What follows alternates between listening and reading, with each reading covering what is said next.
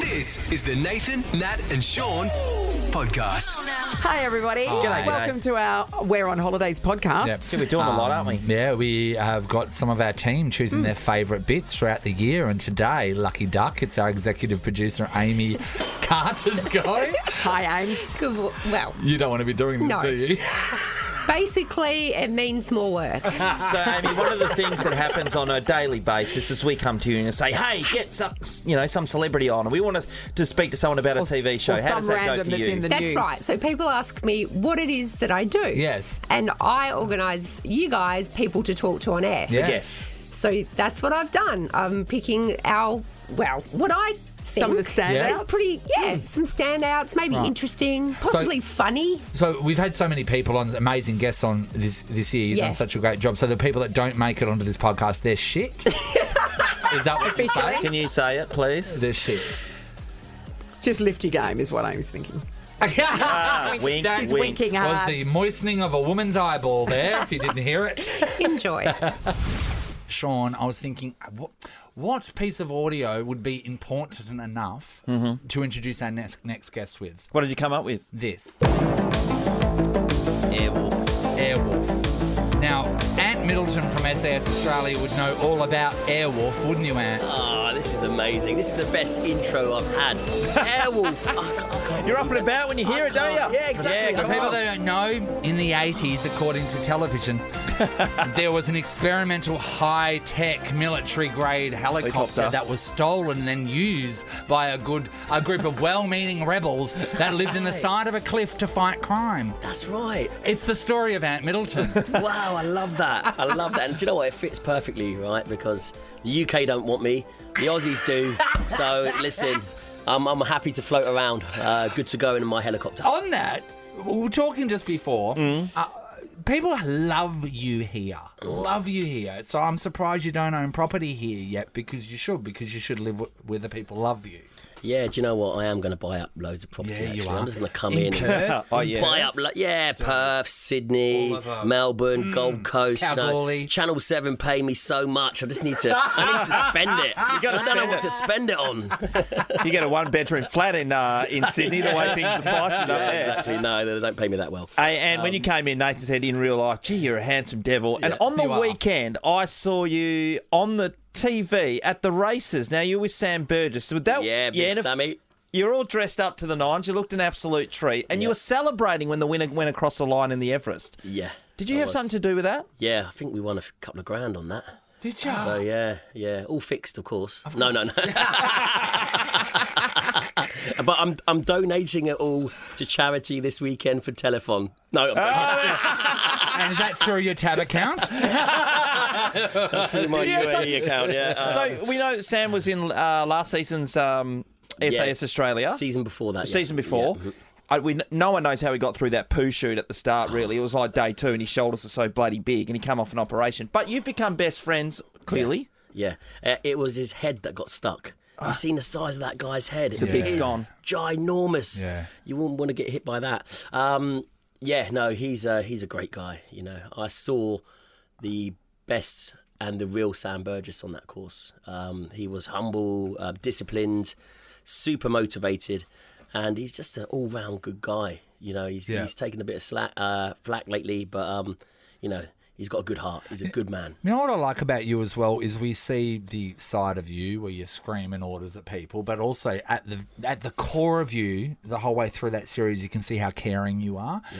And I just want to know, when you're screaming at someone, do you ever feel bad in the moment, or do you take the caring Ant and push him to the side and just scream at them because what you're saying is important? Yeah, no, everything is real. I don't take anything back. It's in the moment. I don't think, right, I've got to get in someone's face because it makes good TV. Yes. I'm genuinely there in the moment with them, hyped up as they are. You know, I'm just as hyped up because I've just done the example. You know, I've just led by example. Yeah. I've just done the task myself. I've shown them how it's done, and then I get in the moment with them, and that's where we get the raw emotions. That's where we get the real them. You know, when I'm in the moment with them, I can really identify the chinks in their armor, you know, their vulnerabilities, their weaknesses. And all I try to do is make them realize that they've got these weaknesses and these insecurities, and to work on them. So I try and develop them in a tough love type of way. So everything is done out of pure intent for the individual. And the way they answer questions. So you get answers from people in that little scary hut.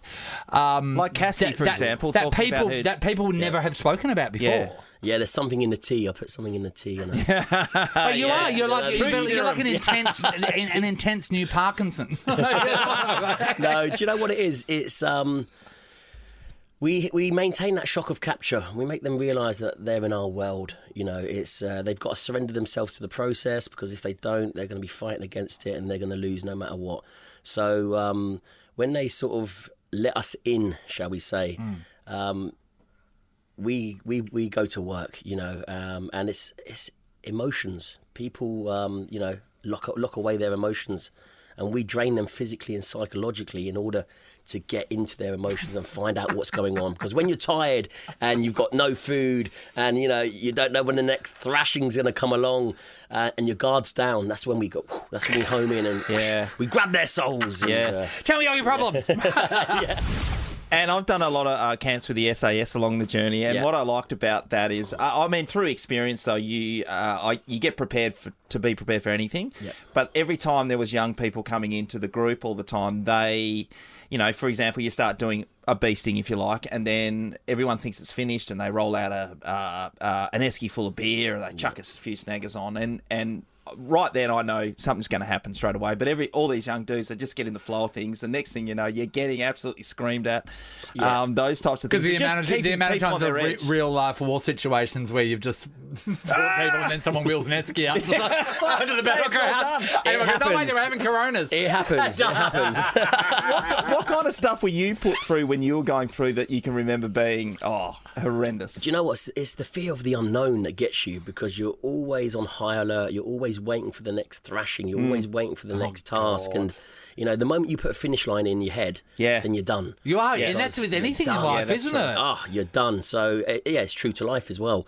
So, I went into the selection process knowing that's a 95, 96% failure rate, and going, do you know what? The fear of failure, just put that out the way. You know, just don't let that enter your head. Just surrender yourself. Whatever they ask you, just do it. Do not put a finish line in front of anything. Just let the days merge into one, and see how you get on. And because I wasn't worried about failure, I just took it in my stride. And I think when people overthink, overanalyze, you know, almost, you know, expecting the next task to come along, that's when, and it doesn't, or something changes, they can't deal with that change. They can't deal with that routine being broken, and it really messes with people's heads. And once you lose it up here, you're gone.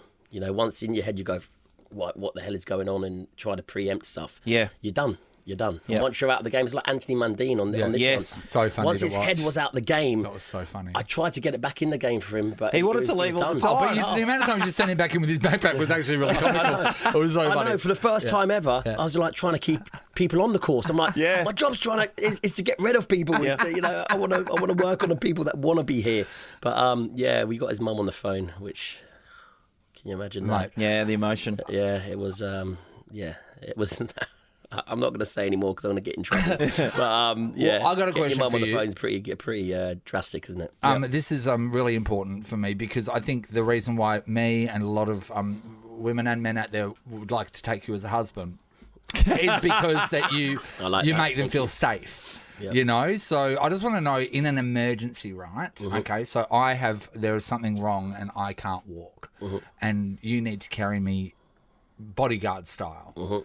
Like Kevin Costner. Yeah. How long will you be able to carry me for in reality?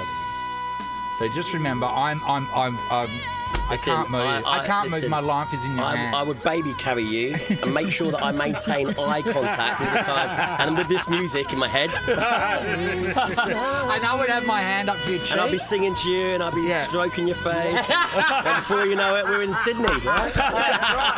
4,000 Ks. Brockman ran it. Deb Brockman ran it. Ant will get you there carrying it bodyguard style. This tune on repeat. Isn't it? Don't you think? Ah, beautiful. I can see it now. Now I'm getting goosebumps. And look, so I'm in your lap like this, right? I'm in your lap. Nathan's Yeah, going I'm in your over. lap. And I'm like... And you're carrying like this, and I'm doing that to you. I'm looking at you like, help me. Look at it. Oh, my God. We are filming this. I put my thumb in your mouth every now and then as well. Well, that'll produce saliva, so that's great. And that's the reason why I do it. Of course. Hey, Ant Middleton produces saliva.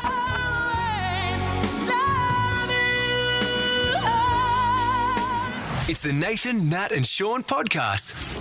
I want to talk to you guys about home security. Okay, cool, man. Okay, so there is a Sydney couple that lives in Hurstville, and Why is that funny? It just sounded funny, Hurstville. Of course it is. We've all been there. they've made the news because Yeah. of the security at their house. So Alex and Julie, they bought the 770 square metre property on Australia Street more than 30 years ago. Cool. Yeah. They have at their place, here we go, 24 security cameras, 18 searchlights, 2 reinforced steel gates. The house is like a fortress. It is unbelievable. When they were asked the reason for their over-the-top security measures, they said, I quote, people in this neighbourhood are thieves and we don't trust them. That's not the funniest thing ever. So they don't have these a massive diamond Back in the collection day, or something? No? Back in the day, no. Back in the day, they just know everyone that lives yeah. in the area are criminals, Right. and we've all lived in that area. You know what I mean? We've all lived in that area where you go. Like, sometimes you've lived in a scenario where you, when you get home and your house is broken into, you think, well, that was next door, because you've seen your next door neighbours. That was obviously them. So back when they bought this house, right? They spent $60,000 on the security camera thingo. The house was $160,000 when they bought it. Oh my Whoa. God. So they spent a lot of. So when they moved in back then, they were like, "Yeah, we cannot trust anyone around us." That's huge. They've even got 2 trailers parked on the street outside that are fully locked down. You see, they're chained together, Yep. and they're secured with 2 heavy steel chains that somehow have been embedded into the concrete gutter.